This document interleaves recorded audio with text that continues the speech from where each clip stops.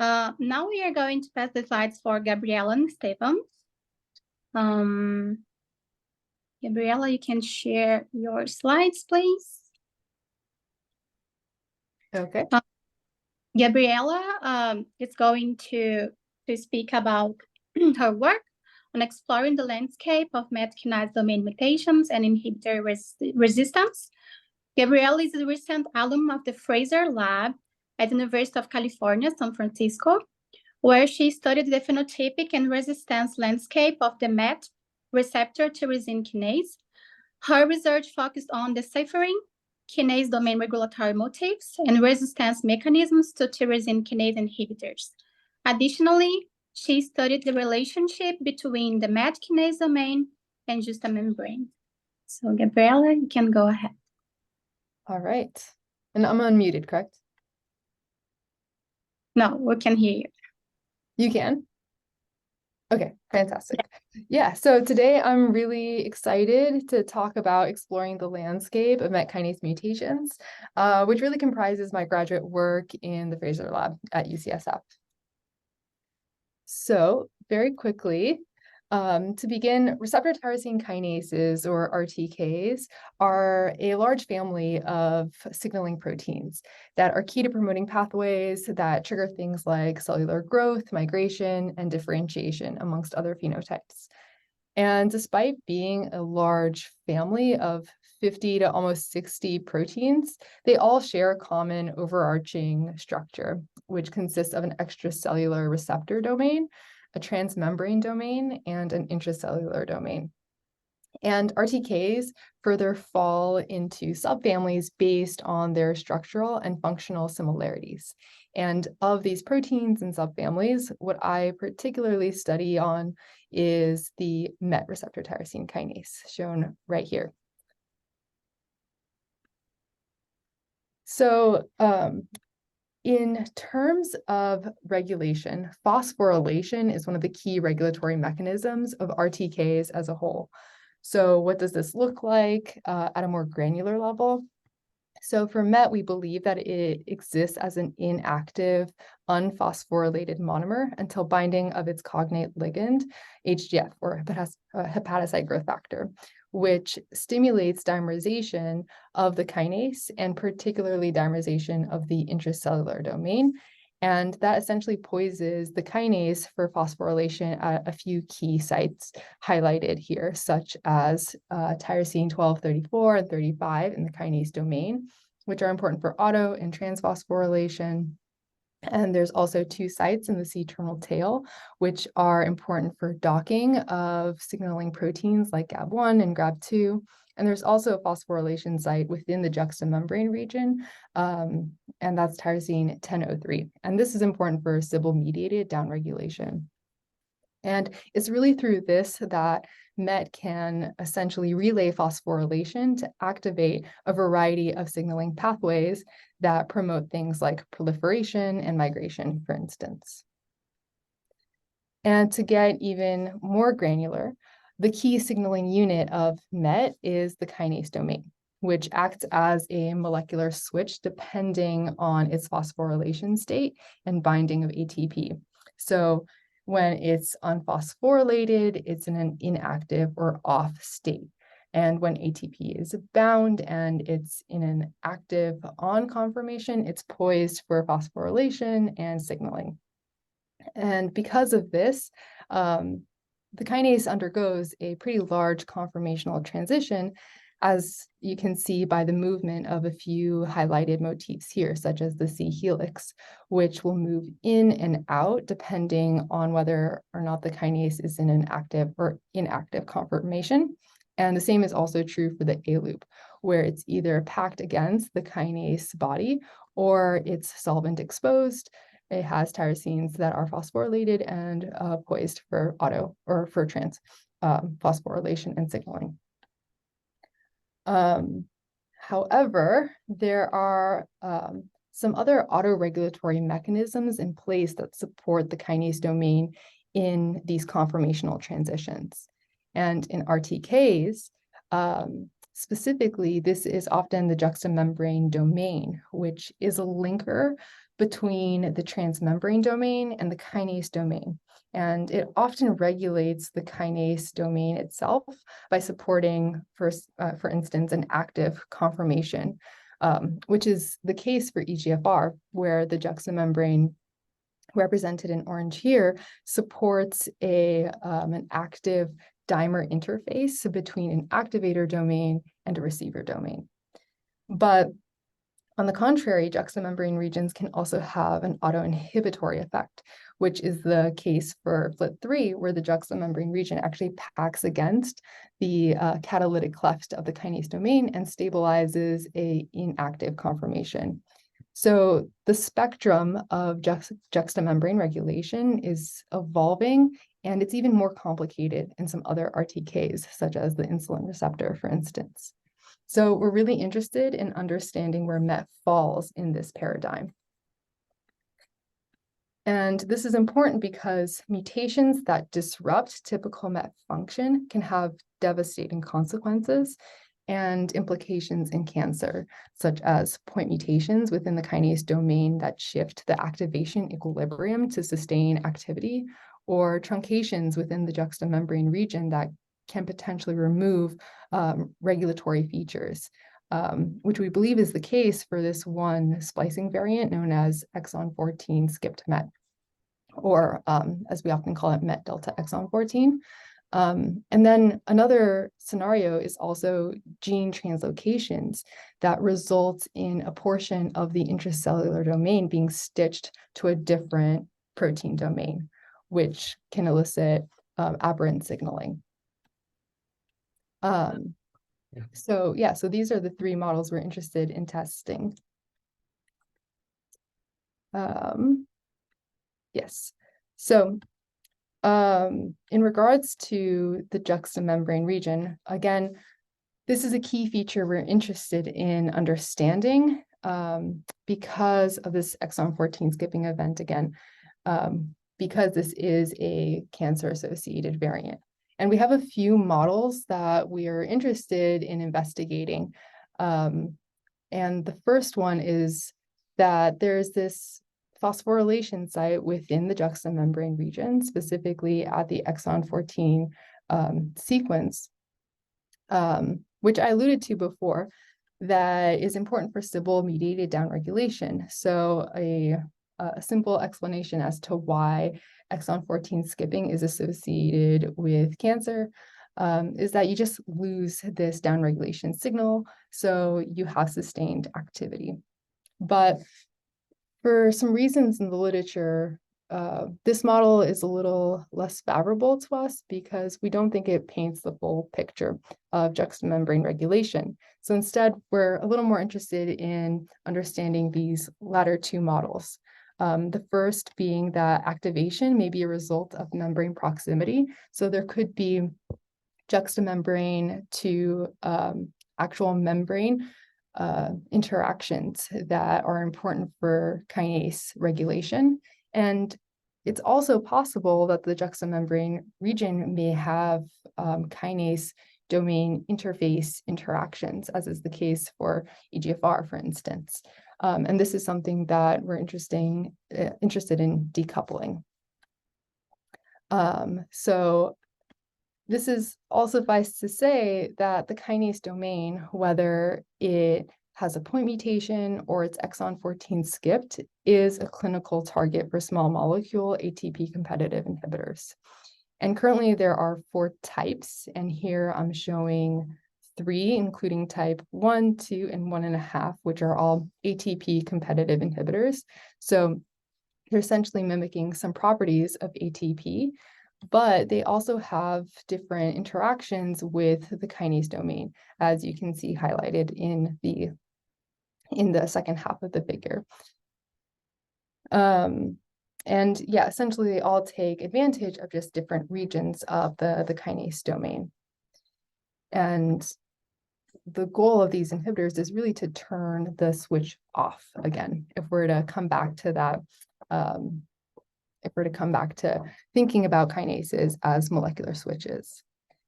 But the biggest complication to this and to the efficacy of these molecules is the development of resistance, which essentially turns the switch back on and can render a drug, not a single drug, ineffective, but also potentially a whole class or type of molecule ineffective, which really limits therapy options and outcomes. Further making it really important for us to understand the landscape of MET mutations in multiple contexts and multiple isoforms, and especially in the context of different drugs. So with that, there are essentially three main questions that this talk is going to focus on, and three main governing questions that we thought about in a MET deep mutational scan, which I'll get into a little bit more. But the first was, what is the role of the juxtamembrane domain in maintaining an active state? What mutations maintain or disrupt MET activity? And how do these mutations interact with inhibitors? And demutational scanning, as this audience knows, is a technique that allows us to massively screen all possible mutations to a protein in parallel. And this has already been done with really fantastic results in a few different kinases. And here I'm really highlighting just one, which is SRC, where a phenotypic demutational scan revealed some really important residue-to-residue interactions between the kinase domain and its associated SH domains. And a resistance demutational scan also showed the differences in selectivity and resistance for a few different inhibitors against SRC. So we were essentially interested in doing the same for the MET receptor tyrosine kinase. And I won't belabor this, but we essentially went through the typical deep mutational scanning pipeline, which was to create a variant library. And we did this for the kinase domain, which consisted of over 5,000, almost 6,000 unique variants. And we introduced these variants into two different MET isoforms, so either a full-length juxtamembrane region or this exon 14 skipped juxtamembrane region. And then we introduced it into a mammalian cell selection system with a growth-based readout and analyzed variant effects through next-generation sequencing and also structural mapping. But the key feature of this screen was really our selection system, which was the BAF3 cell line. And this is a pretty popular cell line used to study kinases for two important reasons. And the first is that endogenous kinase and endogenous RTK is not detected. So its expression is not really detected. So it eliminates the needs for knockdowns, for instance. But secondly, and equally importantly, is that it relies on this cytokine called IL-3 for signaling. And this cytokine is exogenous, so you must supplement it into the media. So in other words, in the absence of this cytokine, the cells die.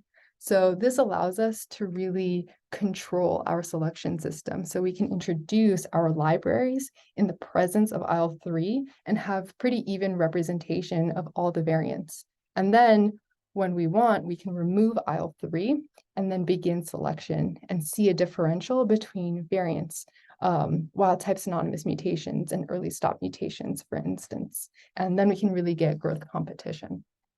So this is essentially how the screen really worked at the selection level.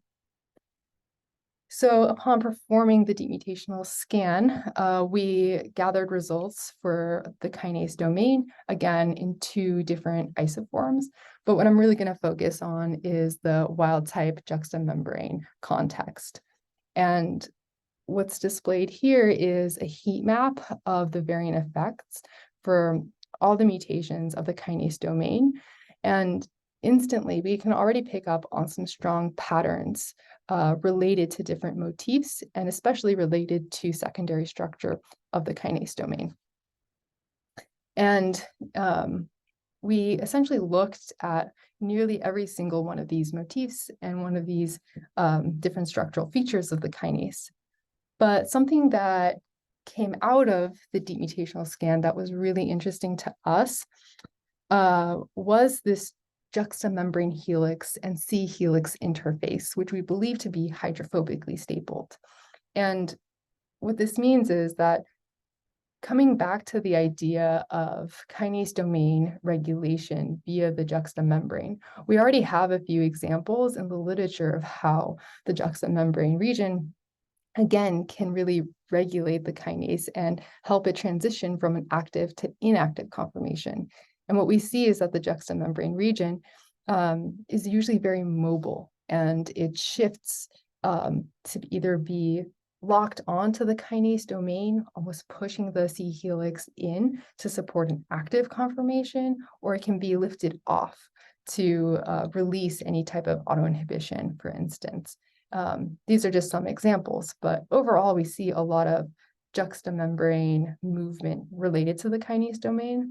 But when we looked at, and when we compared active to inactive conformations of the MET kinase domain, we didn't see this type of movement. Instead, in looking across all MET structural representations, we really saw that the juxtamembrane helix and C helix were pretty rigid. And this was also evidenced when we were looking at RMSDs between active and inactive conformations. And again, this kind of comes back to the idea that we generated an ensemble of all MET kinase domain crystal structures available in the PDB. And when we did an alignment to the juxtamembrane helix and C helix, we did not see very much movement between these two motifs. And instead, we saw a consistent interface between these residues highlighted in this figure here. And what was really interesting was that the deep mutational scan further confirmed the importance of this juxtamembrane helix packing on top of the alpha C helix and the importance of these residue interactions. Because when we look at the specific inward-facing residues of the juxtamembrane helix, we see that these residues can't be mutated to anything aside from a hydrophobic residue. And it's a little harder to see in the C helix because it actually has several residues that are important for regulation outside of this interface. But when we look at the specific residues that do interface with the alpha JM helix, they are also pretty sensitive to any mutation that isn't a hydrophobic one. And then we were interested in exploring how unique this motif is to MET. And when we explored the family tree of RTKs, what we first gravitated to were the kinases that were on the same branch of MET, which were TAM family kinases, so tyro3, AXL, and MER. And when we did alignments of the protein sequence, we actually saw the same type of hydrophobic patterning emerging and also structurally mapping to the same type of alpha JM, alpha C helix interface. And you can see that also here in these different structural representations of MET, RON, which is also in the MET family, and also AXL. So we have evidence to believe that this interface might not be entirely unique to the MET family, and it might also be shared with the TAM family kinases. But of course, we were also really interested in understanding the landscape of cancer-associated mutations within our screen. So in our screen, we were able to strongly detect very sensitizing mutations, very deleterious mutations. And I would say a caveat of this screen is that we were really assessing mutational effects in a constitutively active state. So any mutation that was gain of function according to our statistical definitions and our statistical tests were very strong gain of function mutations. So we were interested in seeing if these mutations directly mapped to what's already been observed in cancer. So with that, we pooled together all kinase domain cancer-associated mutations from cBioportal, and through the literature, essentially classified mutations as being clinically validated, not validated, and observed or not observed and gain of function within our screen. And what we saw was that in comparing the mutations that were gain of function in our screen to that of clinically validated cancer-associated mutations, we were seeing that the main differences were really in the codons that we used. So a lot of the residues that were not clinically observed but gain of function were, 2 to 3 base pairs away from the native codon that was observed for the clinically validated cancer mutation. So what this essentially means to us and how we interpret it is that cancer has already done a deep mutational scan on the MET kinase. And overall, the mutations that are most accessible are about 1, maybe 2 base pairs away from the native sequence. And what we're really observing in our screen are mutations that might never be observed just due to the genetic space that we're accessing. But this is really interesting to us in thinking about driver and passenger mutations and also thinking about where they structurally map. And with that, we were also interested in understanding how all of these mutations that we generated interact with inhibitors. So we essentially repurposed our kinase domain variants and screened it against a panel of different inhibitors. In total, we screened the kinase domain in the 2 different genetic backgrounds against a panel of 11 inhibitors comprising of type 1, type 2, and 1.5 inhibitors. And with that, we were able to generate a mutational landscape of the kinase domain under inhibitor selection. And this here just shows the heat maps of the MET kinase domain for all the different inhibitors that we tested. But again, this is just about half of the data, just the wild type juxtamembrane context. But unlike the previous screen, where we were really trying to understand some unique residue features, here we're more interested in understanding what are the general principles of resistance mutations, and can we identify some resistance mechanisms for inhibitor types and also individual inhibitors. So we essentially compiled our data to look at type 1, type 2, and 1.5 differences, so we can really have a compare and contrast element. So one of the first things I did was essentially filter out statistically our what we would call a resistance mutation and compile and count the frequency of resistance at a given position, at a given protein position for an inhibitor, and then further summarize that by inhibitor type. And in doing this, we can essentially have a sum of sums for inhibitor resistance frequency and map it in a linear heat map like this. So this essentially just shows all the counts of resistance observed at a position for an inhibitor type. So type 1, type 2, and type 1.5. And in looking at this heat map here, we can see regions and positions that have very strong resistance, such as position 1163. And what this suggests to us is that if you have this resistance mutation, you're kind of in trouble in thinking about inhibitor swapping. So going between type 1 versus type 2 inhibitors in terms of a therapeutic approach. But for other positions like 1230, an inhibitor swapping might be an option.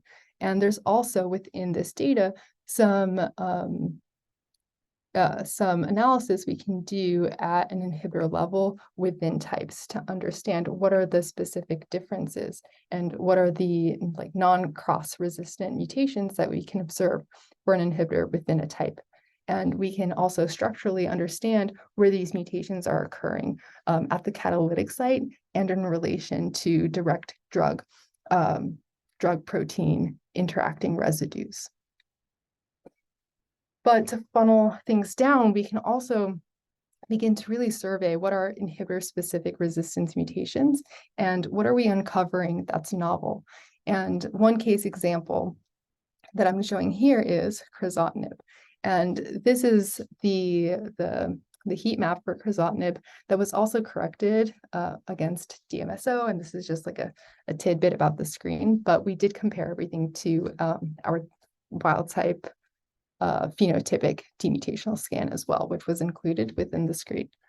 But instantly we can already see some strong hotspots where blue means gain of function and red means loss of function. And we're starting to see some patterning within this heat map alone.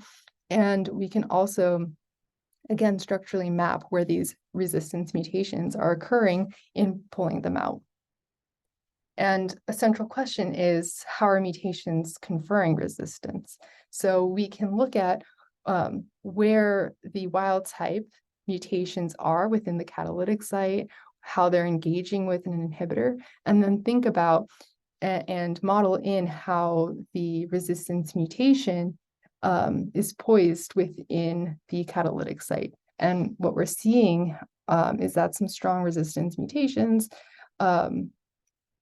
are within the catalytic site and not blocking ATP, but are also disrupting the typical protein to inhibitor interactions that we would expect.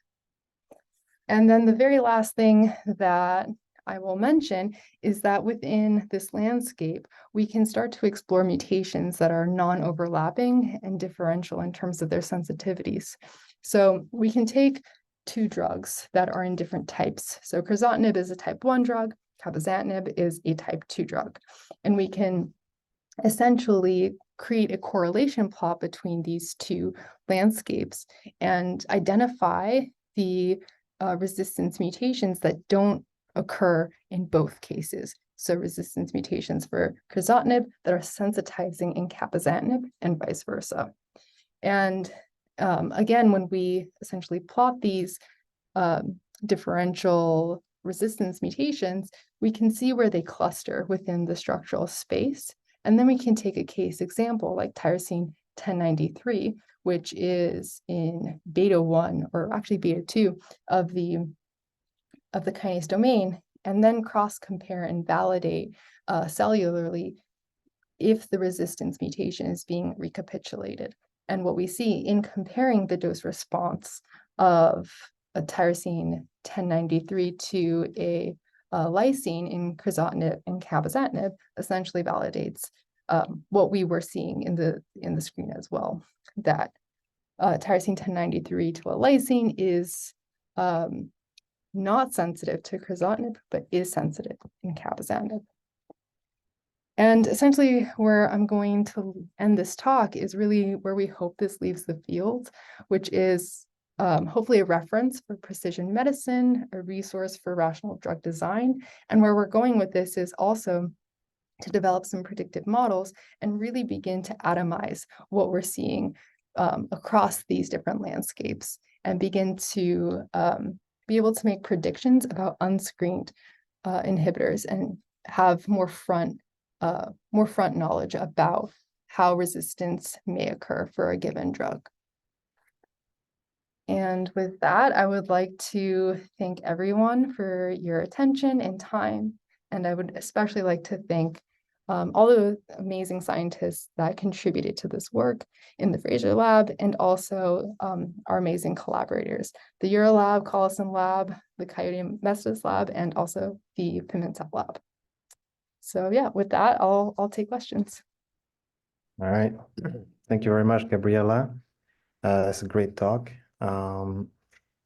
So we are just a little bit out of time, but I will take yes, 2 questions. So we have a couple one in the chat. So I'll take the first from Adrini. So I'm wondering if your inhibitor-based map scores align with patient response, depending on their variant. Is there enough patient drug response and genotype data to make this comparison? Very interesting. So I think for some validated mutations, yes. And there's a handful of them that we have already actively started to look into. But for several mutations, we don't even have that data accessible for patients. Okay. So next question, we have a bunch, I think, so I'll try to go by fast. So how would you go about designing a new drug given the resistance mechanism? Can AI do this? Ooh, yeah, fantastic question. How would we go about designing a new drug? I think there is definitely an opportunity for AI to do this and to learn from the mutational responses and essentially do, I don't know, like docking against a subset of designed molecules that have moieties that we think could be leveraged in regards to where it might interact within the kinase domain. Kind of that comparison in one of the first figures I showed for type 1 and type 1.5 inhibitors, for instance, where they show a lot of similarity, but their main differences are in small functional group changes and different moieties that could be leveraged with this data. Okay. So one last, so very nice work regarding the interaction between the justa membrane helix and the C helix Was the variant effects in the C helix very different in the full length versus the constructs without exon 14? Yes, so we did talk about this a little bit in the paper, and the answer is yes, we did see some subtle differences, particularly if I go back several slides to the beginning.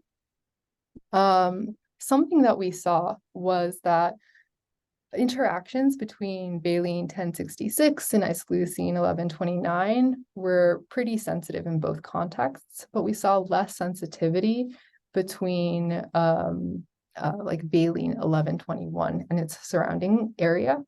So there might be some type of juxtamembrane to C helix pivot that occurs in its conformational transition, but overall we're seeing that it's pretty maintained. And we're not seeing extremely strong differences between these residues at the interface, which makes us think that that the stable is maintained in both contexts. It might just slightly pivot in one direction or another. Yeah. So with that, I'll say thank you very much, Ian. Thank you very much, Gabriella. Those were both amazing talks. And thanks everybody for attending. And as you know, it will be recorded and you'll be able to access these presentations on YouTube. That's it. So have a great rest of the day, everybody.